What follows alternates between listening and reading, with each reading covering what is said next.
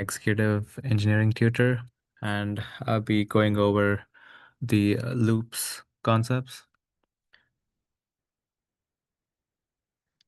So yeah, so what is a loop? At its core, a loop is a fundamental control structure. Its job is to let us run a block of code repeatedly as long as a certain condition is true. So as the slide says, uh, they're incredibly useful for reducing redundancy. So instead of writing C out, output I 10 times, you can just write it, write the condition and like mention the code inside a loop that runs 10 times. So C++ gives us three main tools for this. We have a while loop, a do while loop, and the for loop. So let's look at the first one, the while loop. So the most important thing to remember about a while loop is that it checks the condition before each iteration. So if the condition is false from the very beginning, the code inside the loop will never run. So let's look at this example. So the examples I'm using are basically from the handout itself. So I guess that should be helpful for you guys. So in the example over here, we start by declaring an integer I and initializing it to 0. And the while loop checks its condition is I less than 10. If yes, then it continues. If it's not true, then the loop will not run. So in this case, I is 0, so it is less than 10. And since the condition is true, we enter the loop's body, and whatever is in the loop's body will be executed. And this will keep happening until the loop condition is satisfied. So at the end of the loop body, we are incrementing I. So after each iteration, 1 will be added to I. So once I equals 10, the loop is gonna stop running. Next slide, please. So next up, we have a do while loop. It's kind of similar to the while loop, but there's one critical difference. So there's a do block that comes before the while condition. This means that the do while loop executes the loop body once before it ever checks the condition. So because of this, a do while loop is guaranteed to run at least one time no matter what. So in this example, we initialize I to 0 and then we immediately enter the do block without a check. So we execute whatever is inside the body and then we are incrementing I and then we check the condition is I less than 10. Since here it's going to be 1 before it enters the while loop.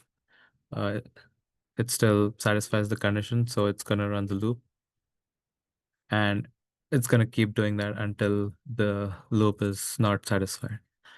Now, for this specific example, the output is the same as the while loop, but imagine we had set int I is equal to 10 at the beginning. In the while loop, the check would fail immediately and nothing would be printed. But if it were a do while loop, we would enter the do block, we would print 10 and increment I to 11, and then we would go into the while block. And then the check would fail, so the while block would not run. Yeah, next slide. Next slide. So let's look at the most common loop you'll probably use. This is the for loop. It's designed for situations where you know how many times you want to iterate. So let's look at the example. Well, over here, we initialize a variable for as you see in the example, we're initializing I to 0. This runs only once when the loop first starts. And then we mention the condition. Over here, it's I less than 10. This is checked before every iteration. And then the third part is the increment. So we're incrementing I over here. So yeah, int I is created and set to 0 and it checks the condition. So first I would be 0 and then when you check the condition, it's basically 0 is less than 10, so the condition is met. So the loop body will run and after the loop body runs, I is incremented. And this will go on and I will keep on getting incremented and once I equals 10, the loop will stop. So yeah, next slide. So next up is nested loops. A nested loop is simply a loop that exists inside the body of another loop. Now, the key to understanding nested loops is to think of the outer loop and the inner loop. The inner loop will execute all of its iterations for each single iteration of the outer loop. A good way to like analyze this is like think of an analogy like a clock.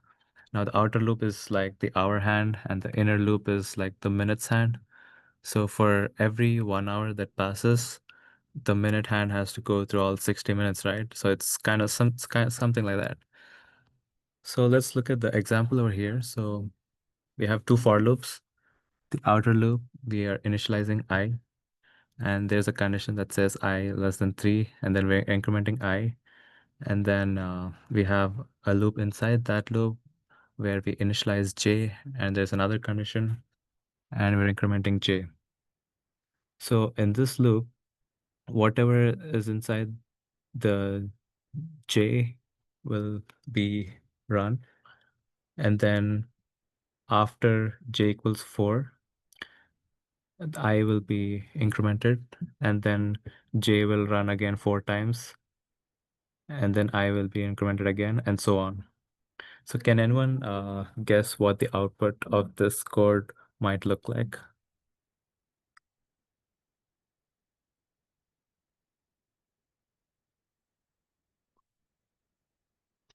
Uh,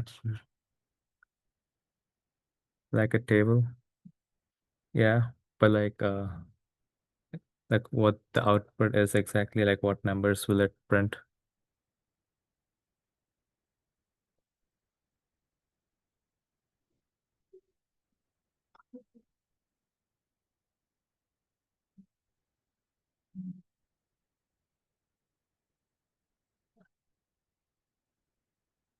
Okay, so David told me that the first number it's gonna output is 0, 1.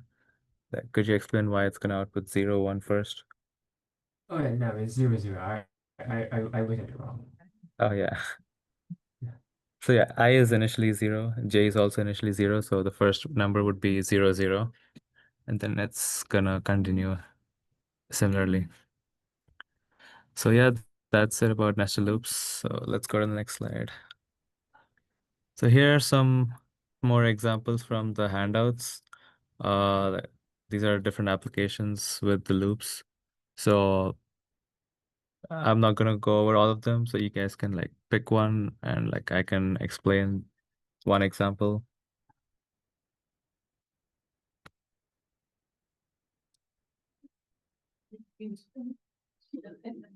Did you do the one on the very bottom? Okay, sure. So the goal here is basically to count how many times the letter H appears in the string Yoshihiro. So first we declare the string. The string is Yoshihiro. And next we need a counter variable. So for that we're initializing num equals 0. So this will store our count, and it's crucial to start it at 0. Then we start our for loop. This is the standardized way to visit every character in the string. So in the for loop, we're initializing I to 0. We start our index I at 0 because strings are 0 indexed. So the first character Y is at index 0. And then we have our condition I less than string length. So we tell the loop to keep running as long as our index I is less than the string's total length. And then we're incrementing I. So after each loop, we move to the next index. So inside the loop is our logic. So we have a condition where we're checking if the string's ith index is equal to h, and it's gonna check for that.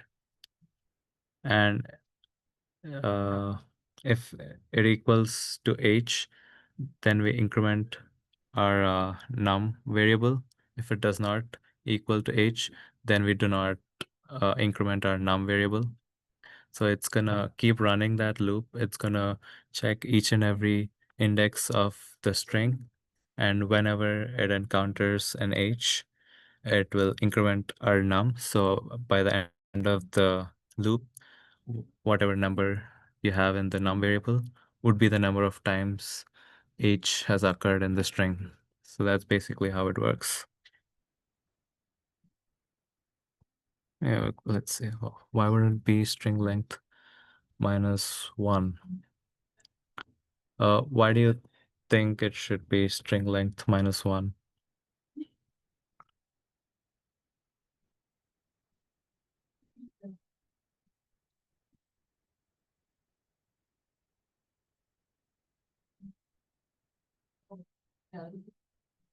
I'm sorry, I did not understand the question by Alex. Could you be more detailed?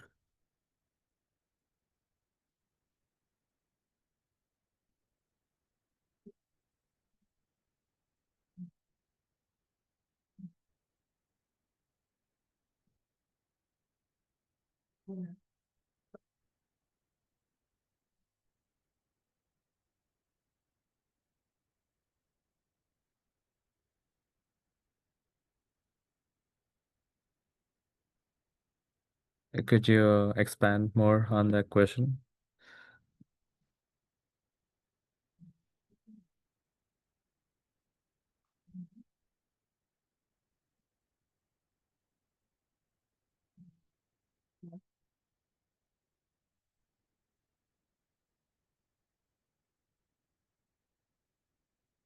I think it would just be or. Like if string at I, if we're because this one's looking for H. So if we're putting H or I, that might do the trick. I think that's what he's asking. Oh, you mean like the I character, like in the string?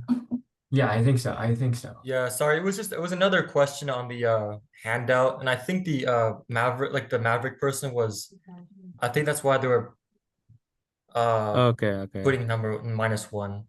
I thought you were talking about like the variable I, so I got confused. Oh, no, no, no. I mean, yeah, because there's another question where it was like look for the character H and I and like count it. So I just, because I know that, Okay.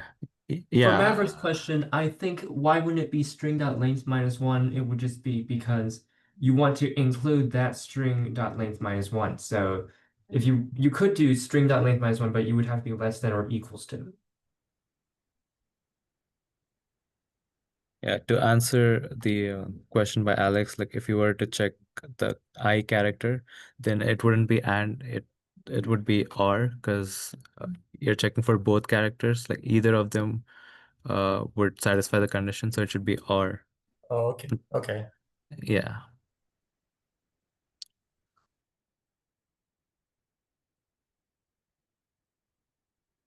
Thank you. Yeah, okay, that's it for my part. Now I'm gonna hand it over to Zach.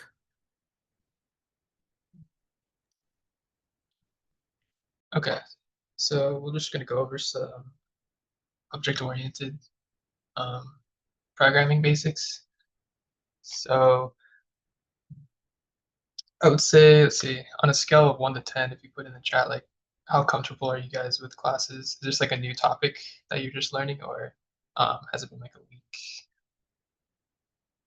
So 7, 6, 8, 7, 5, 5.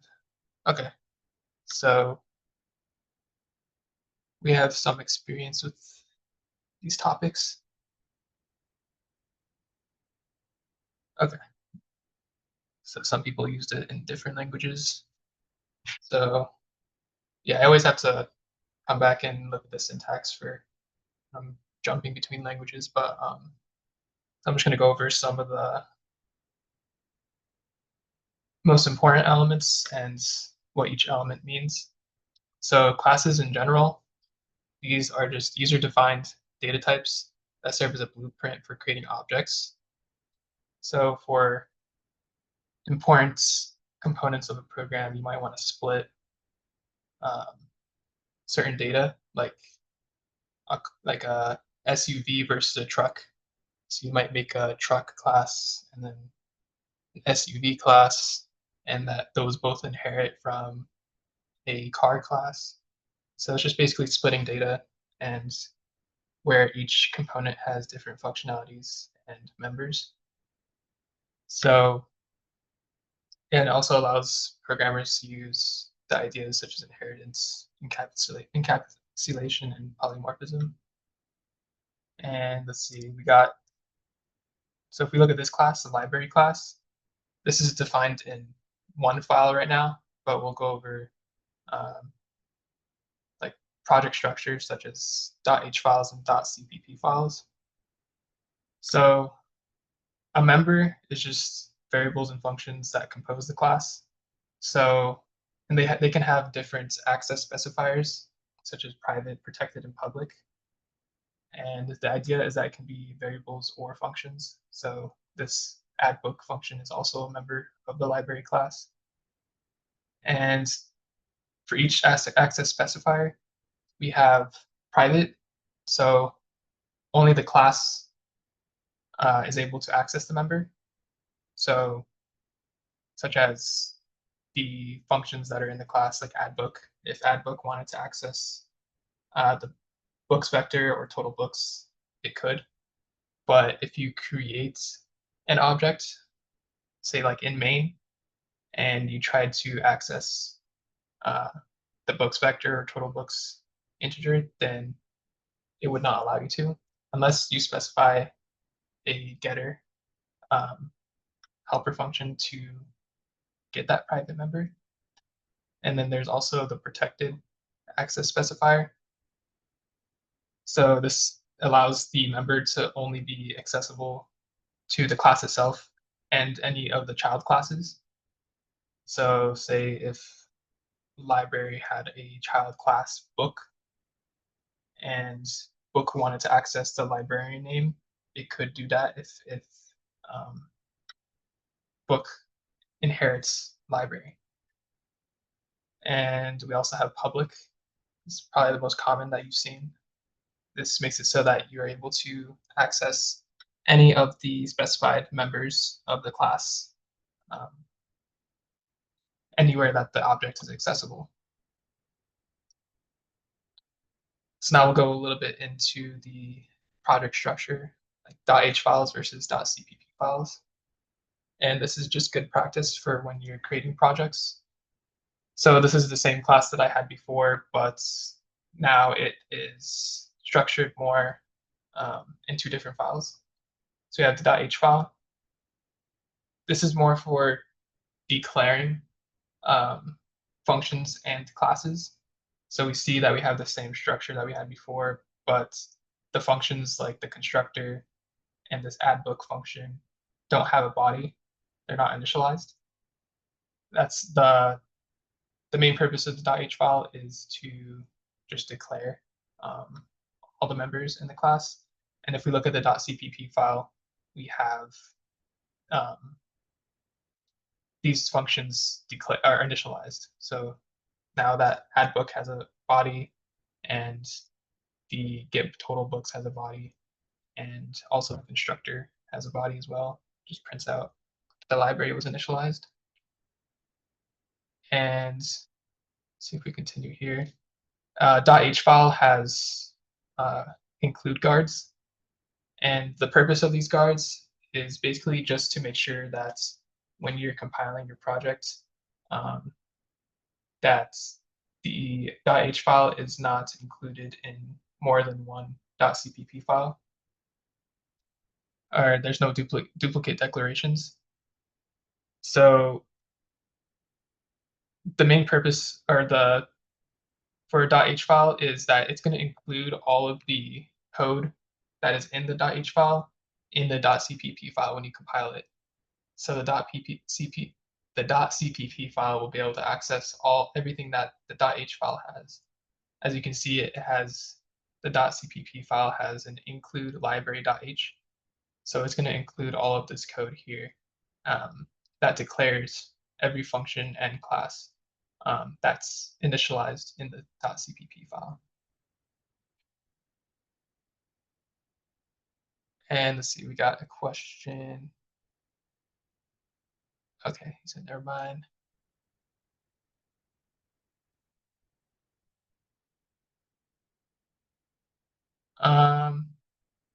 Okay, and then we have why are they? Okay, yeah, this is not supposed to be there. That's only supposed to be in the .h file. That is my bad. So disregard this part right here where .f and df in the defined. We can see it in this later part that .cpp does not have those. That's only for the .h file. See, so what's the point in having a class with a lot of functions over just individual functions on their own?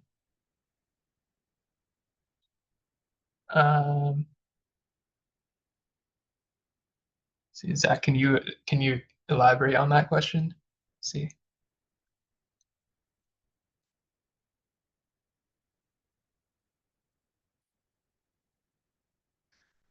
Are you talking about like if you just declare a bunch of functions after main and all just in one file versus in different files?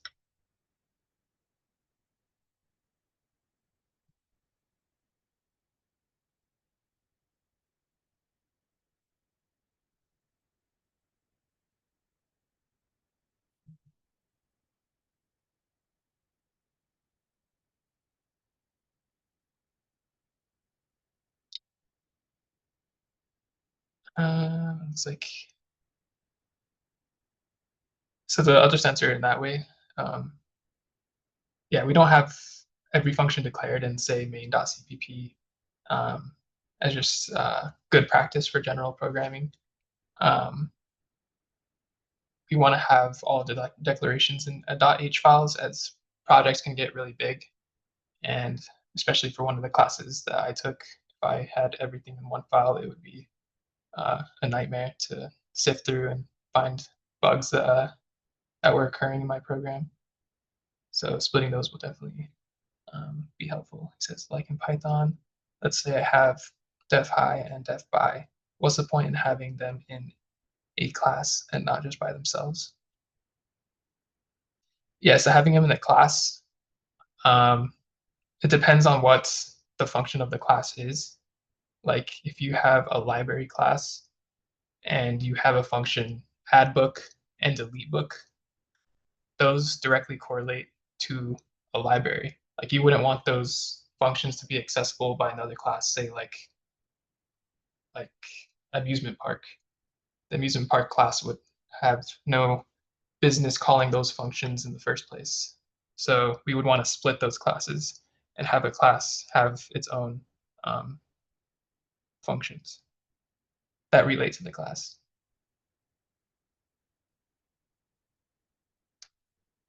Let's see. Overloaded constructor, we'll get to that in a second. I'll go back a little bit since I'm just answering a couple questions. Let's see. What is the difference between private and protected? So private, has a more of a constraint where only the class is able to access the members that are specified as private, while protected, the members that are protected can be accessed by child classes. So the example I gave was, say there was a book class, and the book class inherits the library class. The book class will be able to access the protected members. But if librarian name was private, those child classes would not be able to access the librarian name.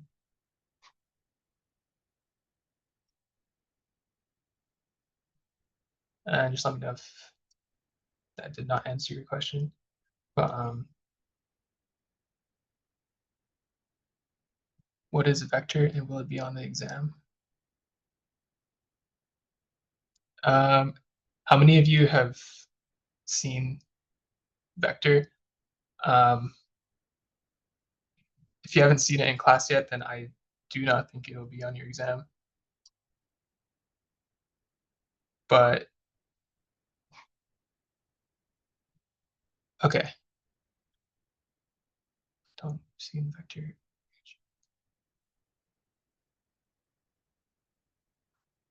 Okay. Okay, yeah, you can disregard the vector. if you do want to know, it's just it's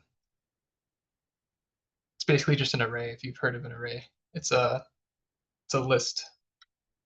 But yeah, you probably won't be tested on that if you haven't seen it in class yet.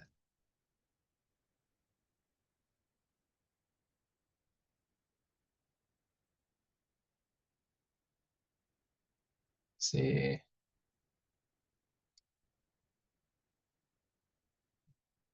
And then a child class.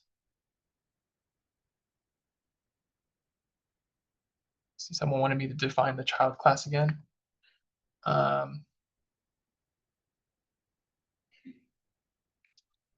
don't have a picture of it here, but a child class is basically a class that inherits the contents of another class. So we have a library class. So you can think of an actual library, and a library is composed of books. So a book can have its own class, and the book class might have members like book title, number of pages, and the book class will need to inherit the library class in order to know which library it belongs to. So that's the idea with the child class, is that it inherits all of the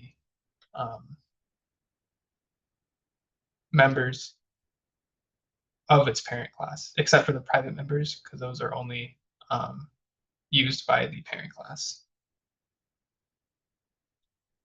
After the presentation, I can definitely show you how to make a child class. And so, yeah, we were at include guards.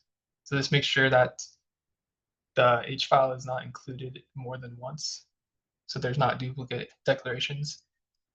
So we have an example here. So let's say that we have library.h that declares this class and its members and functions. And then we have a book.h that is a separate class. And we comment out the include guards. And we go to main.cpp and we include book.h and library.h so that we can use the code that's declared in .h and book library.h and book.h. So when we do that, we get an error as there's redefinition of class book. And then if we go back again, we see that library.h includes book.h. So it includes all of the definitions in book.h so that it's able to use the book class. And you can see in main.cpp that it's also included. And library.h already includes book.h, so it's going to be defined twice, which is what the include guards tried to prevent. So you see we have a redefinition of class book because it was defined twice. So now if we uncomment the include guards, it's only when it reaches library.h and book.h and it recognizes that book.h is declared twice, it's gonna prevent the error from occurring, since that is the purpose of the include guards. So now we're able to compile the program and run it without any errors.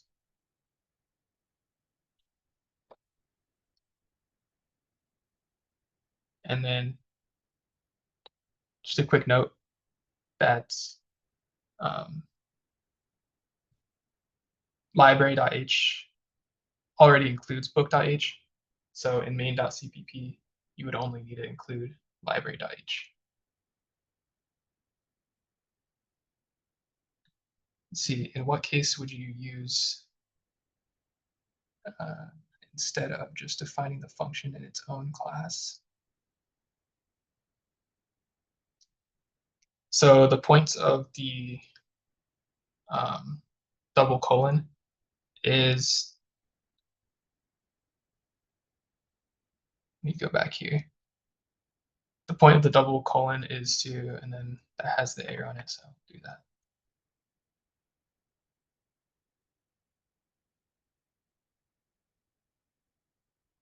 Okay, this is good.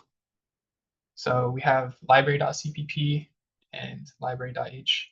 So library.h declares the functions. We'll look here.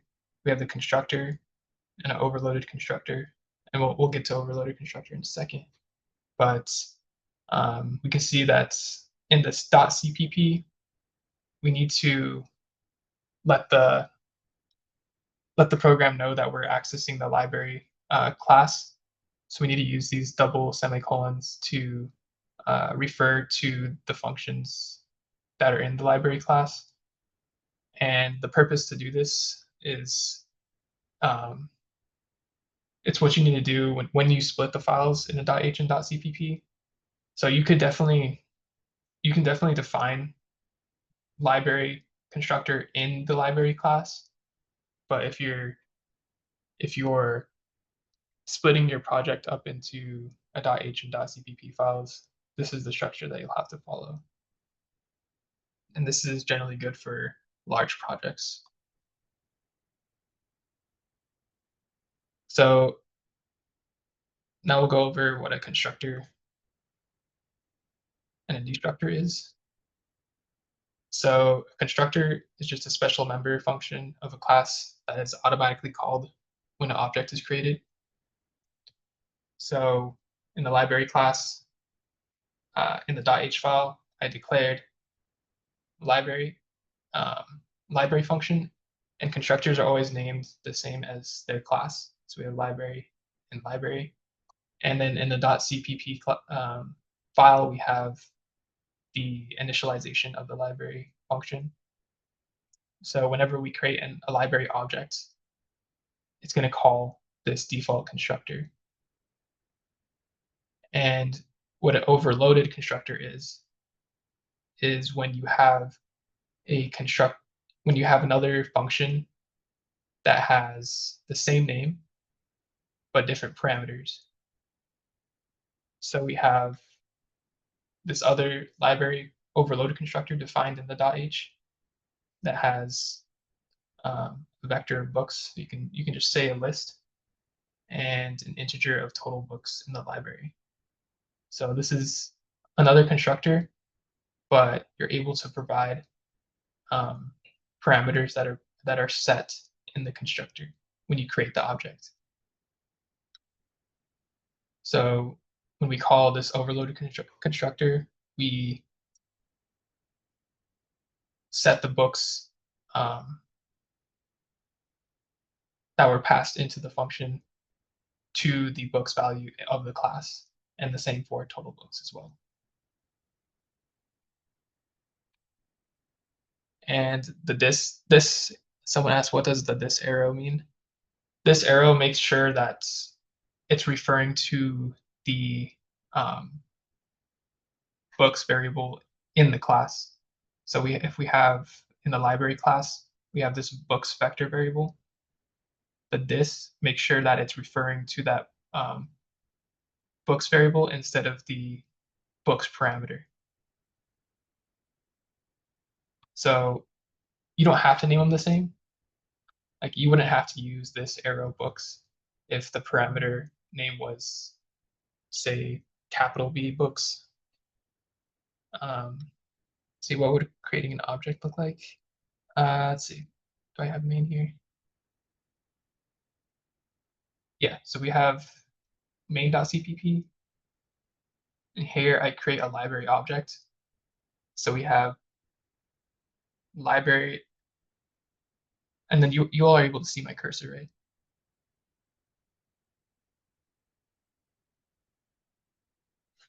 Yep, okay. So we have a library object, and this is actually calling the overloaded constructor. So I initialized a vector, or you can just say a list of books, and I pass that parameter to the overloaded constructor, and I'm saying that the total amount of books is 20. and that initializes the object. So if you take a screenshot in your head of this and then look at the definition of the overloaded constructor, it takes in a list of books and the number of total books.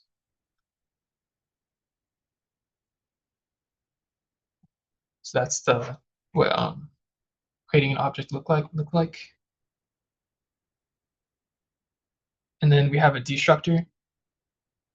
This is similar to a constructor in the sense that it's automatically called, but it's automatically called when the object is destroyed, such as when the program ends or when the program is out of scope of where the object was used or declared. And the purpose of using a destructor is to release resources that the object uses, like memory and or any files that it's referring to. And the way to define a destructor is with honestly, I forgot what the curly character is called, but the curly character and then the name of the class. And in this .cpp file, I initialized it to just print out that the library object was destroyed. A tilde, yeah, there we go. And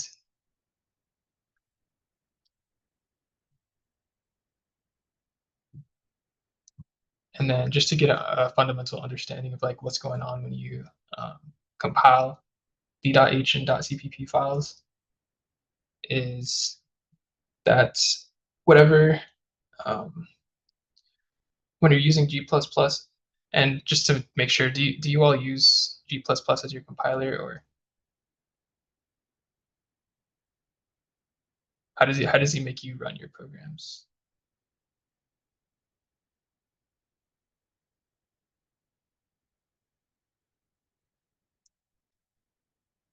It differs, okay.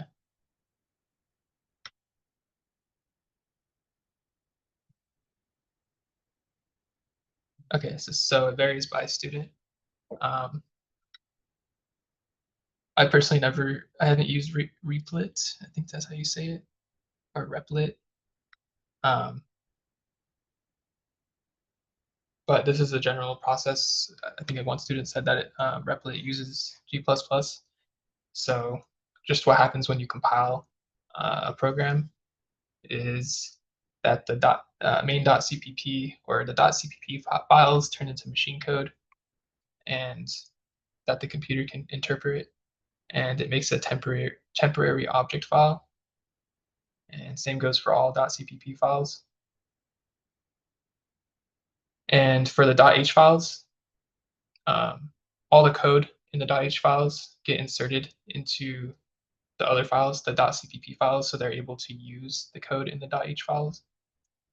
And then there's a thing called a linker. You don't really need to know too much in depth about that, but the linker just combines the object files and the .h files together in order to give you the executable programs that you guys run for your projects. And I think this is an important topic, is passing an object by value versus by reference for a function. So for value, we have two examples here. We have main, where I just create a book object and there's a constructor that takes in one parameter, which is the title. And we have a modify book function, and all it does is set the title of the function to new title instead of old title. So when you pass by value, it's going to make whatever object that you pass to the parameter or to the function, it's going to make a new object to edit. So if you have my book and you pass it to modify book,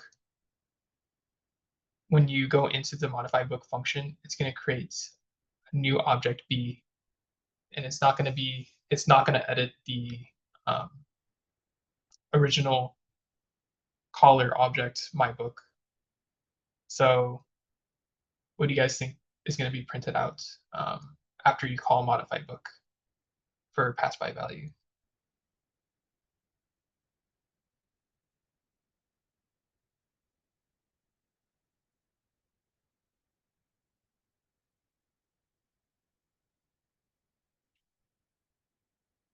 Let's see. Aaron says new title. David says new title. So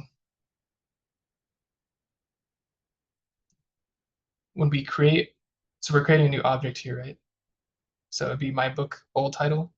So my book at this point is old title, and we're passing that object into modify book.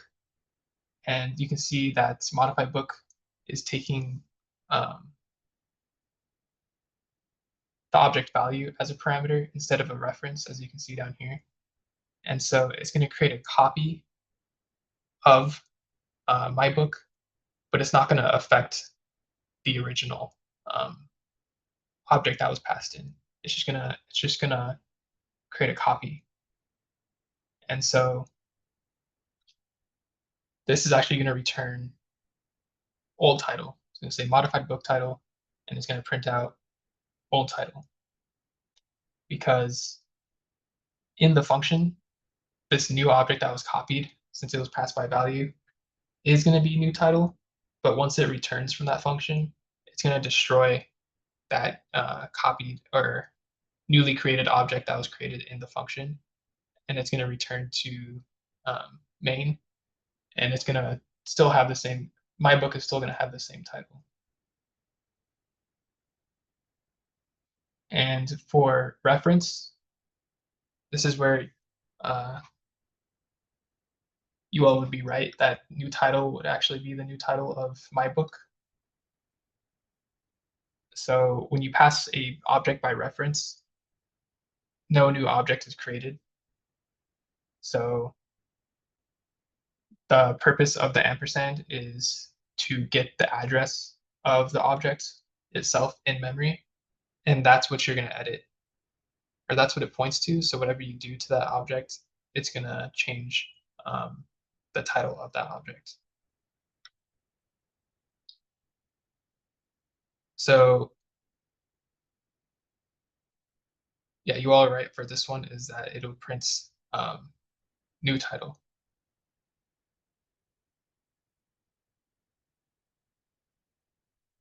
How does the solitary B work in this? Is it a new variable? So this is just a parameter name, but since this is not being passed by reference, but rather by value, it's going to create a new object since each function has its own stack frame. I don't think you need to know too much about stack frames, but you can think of it as it's creating its own little world on the stack. And when you pass it by value, it's going to say, hey, we need to create a new object that is an exact copy of whatever was passed in. So B at this point is the same exact copy as my book, but it's a copy. It's not the original object. So B is going to be a whole nother object, and when the function is done, it's going to delete that copy. But reference, the changes stay for whatever objects is passed through the function.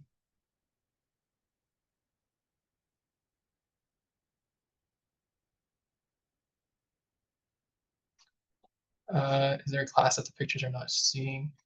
So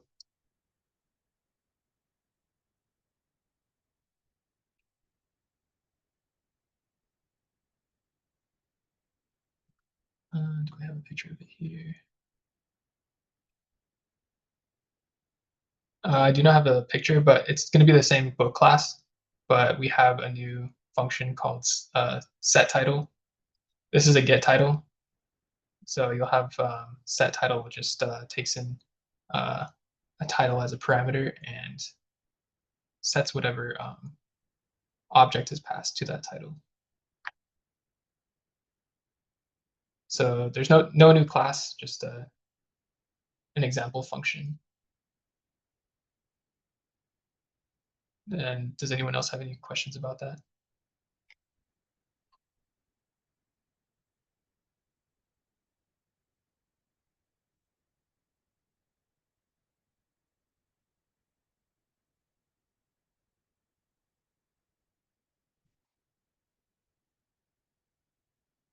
And yeah, I'll hand over the slides to the professor and see if he can post them on either the announcements or a separate assignment or post.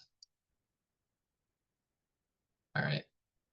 And then we'll just go into Q&A for about 10 minutes, or yeah, 10 minutes, since if anyone has any other questions.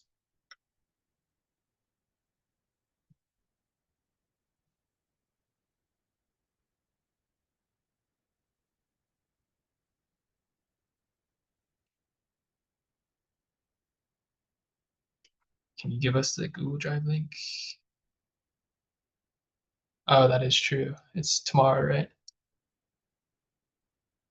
Let's see.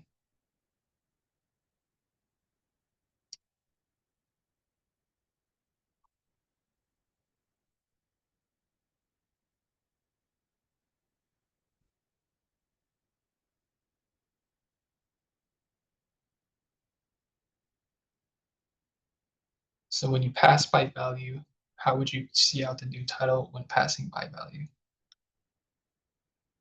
So for pass byte value, how you would, here, let me see.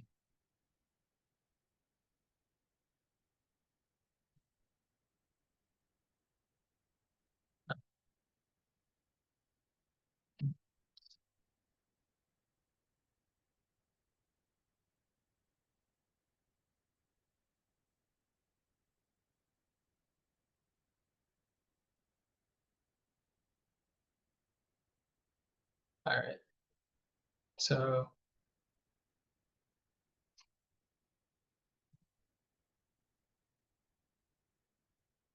I don't, did make the link public.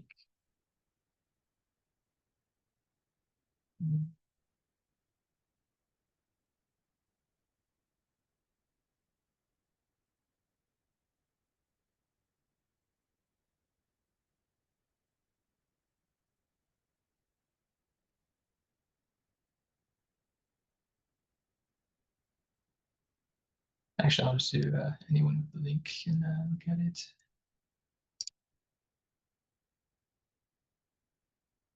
All right.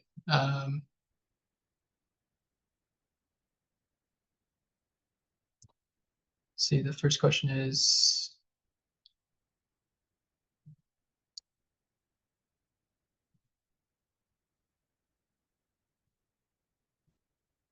so when you pass a byte value, how would you see out the new title when passing byte value? So if we go to,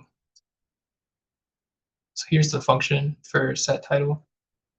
If we wanted to actually see the changes, we would need to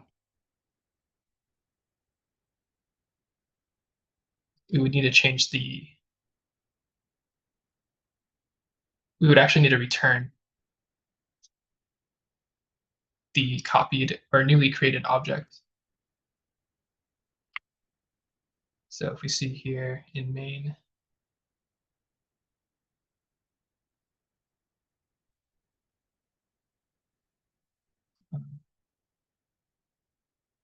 now set title returns an object, so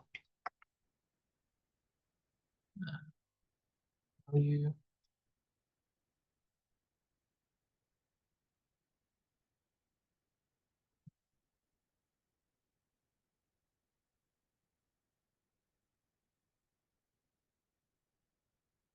Okay. Yeah, we wouldn't change the set title. All set title's doing is just changing the title, and then we need to change the return type from modified book to book.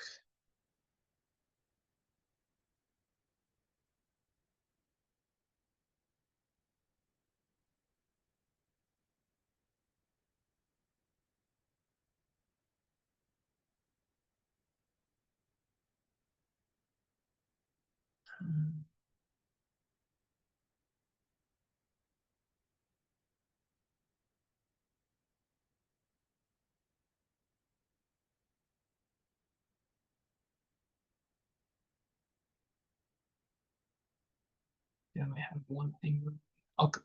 Actually, I'll come back to that one since we only have like 6 minutes. But see what was next. When functions are used. But the main idea is that you want to, for passing by value, you want to return. Oh, that's probably why it's freaking out. But the main idea is that you want to return the object that you changed in order to see the changes if you pass by value. But let's change this back for now.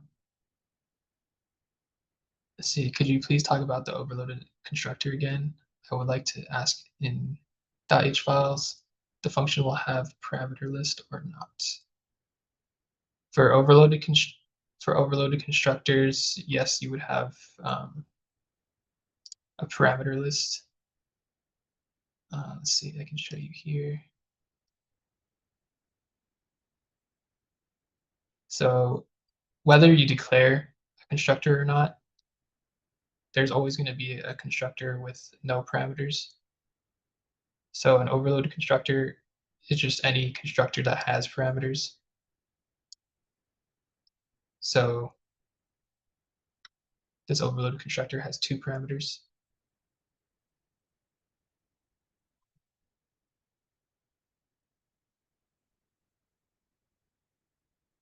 And then can you explain the difference between 0, 0, I, or plus plus I and I plus plus?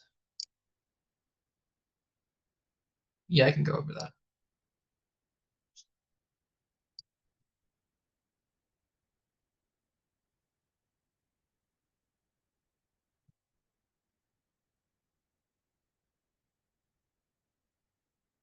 Um,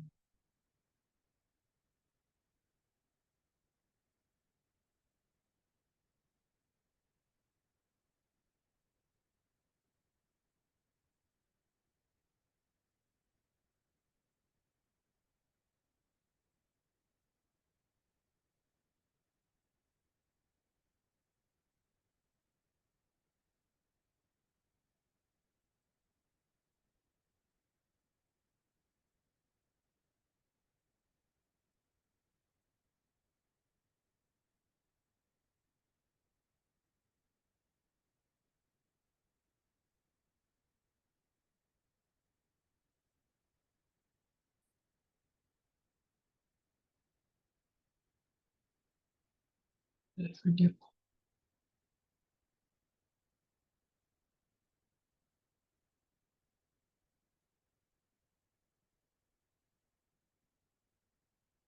How do void and int work differently in function before main?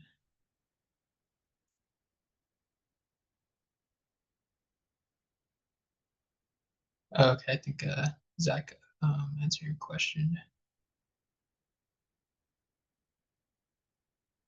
But yeah, he's right. Plus plus I updates the value I before it is used, and I plus plus does it after. And then Ryan, can you elaborate on your how do void and int work differently in a function before main? What do you mean by before main? Do you mean like this modify book? Like how does it behave differently if declared before main?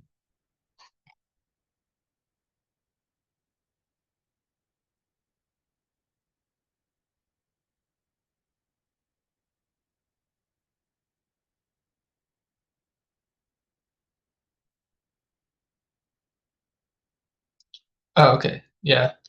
So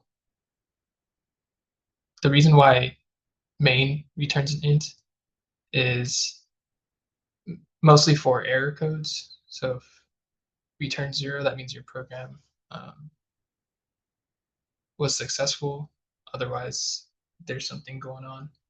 But for void, you would want to use void instead of int when you're not returning anything.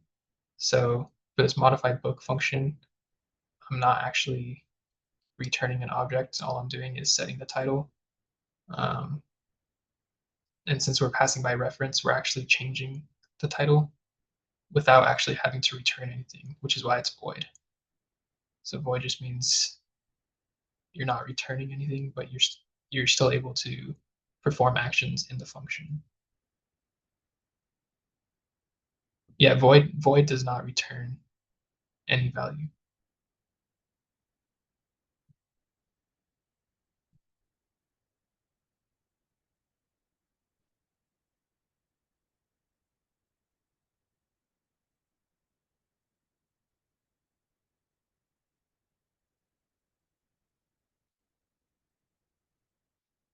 Is there any last questions before we wrap it up?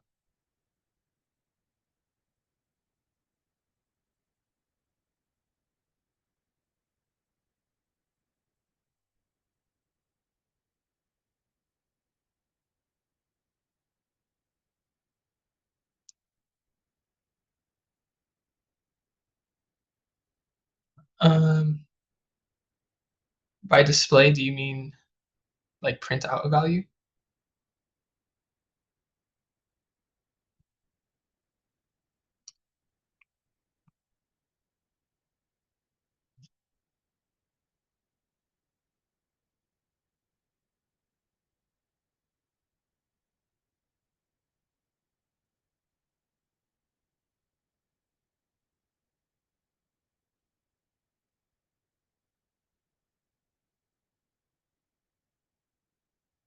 Because you can still.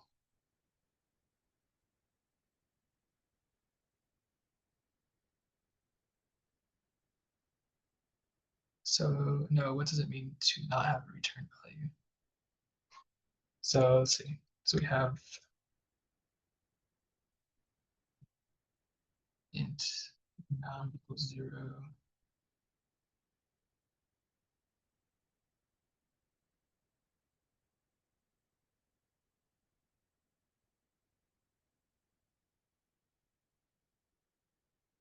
Okay, quick example, real quick.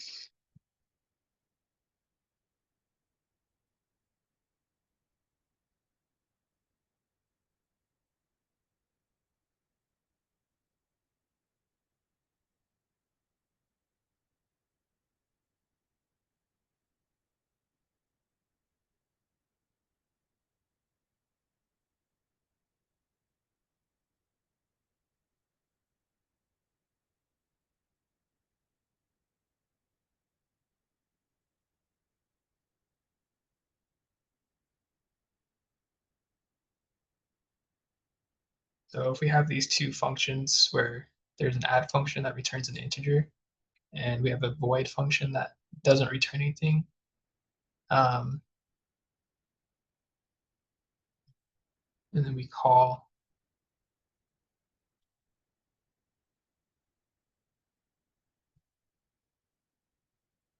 both functions.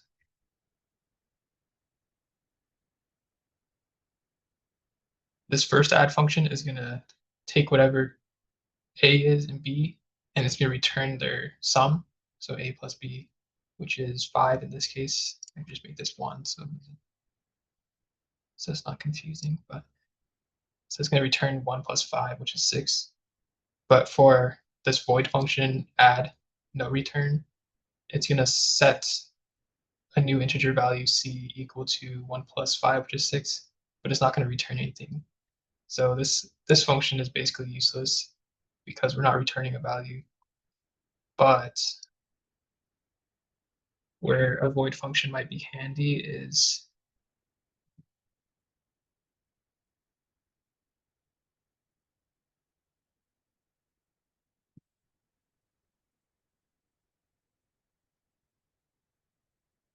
where we pass a value, or we pass a variable by reference, and we're able to edit that variable without returning anything. So for this one,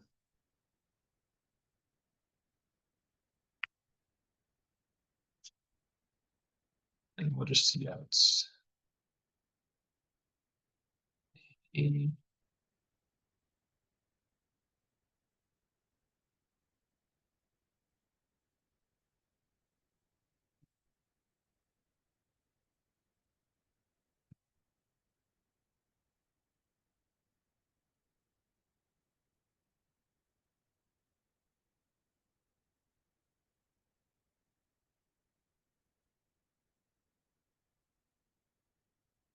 CBP.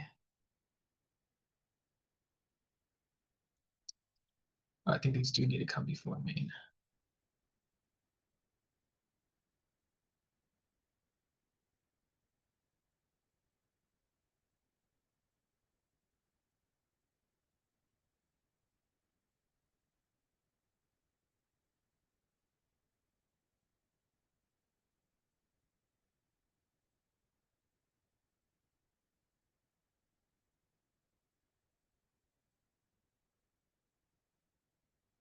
So if we call,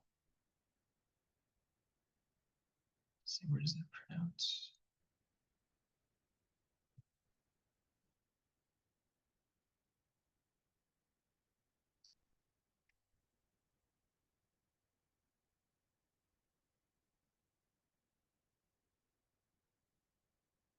So if we call add, then it's going to return a plus b, and it's going to return an integer. And then add no return doesn't return anything, and it doesn't edit any of the parameters that we passed in. So this one is where you would not want to use a void function. And then we have this add handy function that has the first a variable where you pass by reference, and then you have a b variable which is going to be added to b. And as you can see, we don't return anything, but we end up getting a new value, which is 11.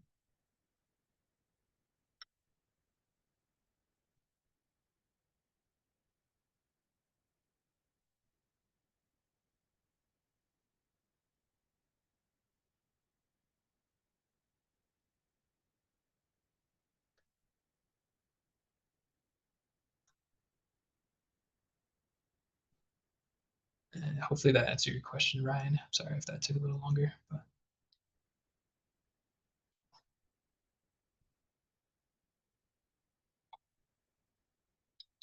see.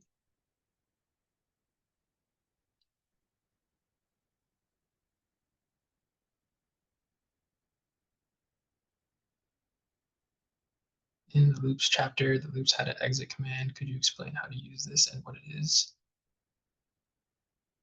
So I haven't personally used that command, so I don't want to give you any wrong information. Abby, have you seen that before in those sections? What was that? For the last question, for the exit command, have you seen that anywhere?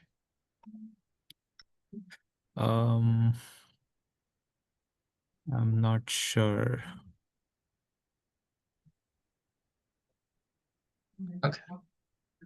Um,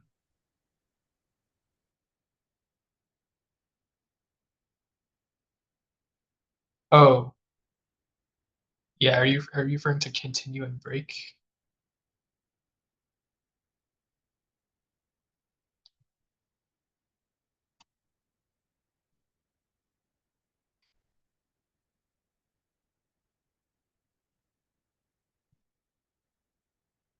And then while he types that, Brian, I'm not sure if he's still here. Oh yeah. So what is the difference between reference and pass by value?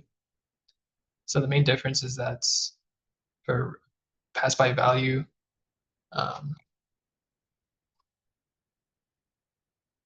sorry. Okay, so when you pass by value, it's going to create a copy of whatever parameter you passed in. And once that function ends, then it's going to delete whatever copy it made. So let me try to show that.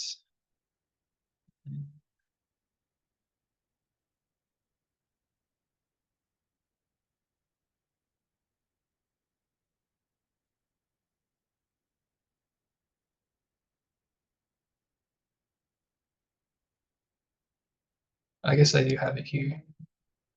For this add function, there's whatever number you pass to the add function for a and b,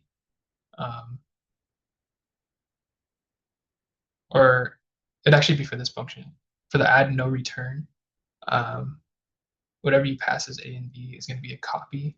So whatever is done to, say, like a equals c plus b, whatever you set a equal to, that's not going to populate to the original function call. So like if I have in main, I call add no return, and I pass num as the first parameter, which would be a in add no return. Num is actually not going to change when the function is done, since it's passed by value. Now, if you pass by reference, which is what this ampersand is doing, it'll change whatever is done to that variable.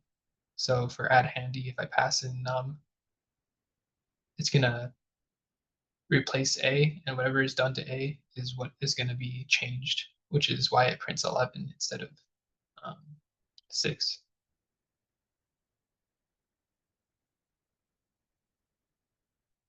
Does that make sense? Or?